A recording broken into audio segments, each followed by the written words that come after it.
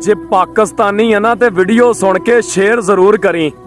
ਕਹਿੰਦਾ ਕਿ ਅਸੀਂ ਜੰਮੇ ਸਿਰ ਤੇ ਲੈ ਕੇ ਕਰਜ਼ਾ, ਬਿਨ ਕਰਜ਼ੇ ਸਾਡਾ ਸਰਦਾ ਨਹੀਂ। ਉਹ ਜਿਵੇਂ ਹੁਕਮਰਾਨਾ ਕੀਤੀ ਇਸ ਮੁਲਕ ਦੇ ਨਾਲ, ਇੰਜ ਕੋਈ ਆਪਣੇ ਮੁਲਕ ਨਾ ਕਰਦਾ ਨਹੀਂ।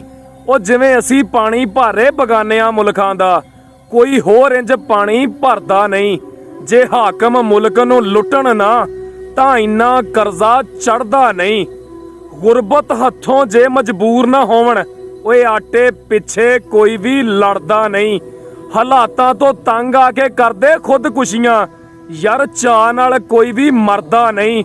ਜੇ ਆਪਣੇ ਨਾ ਗੱਦਾਰੀ ਕਰਨ, ਪਾਕਿਸਤਾਨ ਦੇ ਅੱਗੇ ਦੁਸ਼ਮਣ ਕੋਈ ਵੀ ਖੜਦਾ ਨਹੀਂ।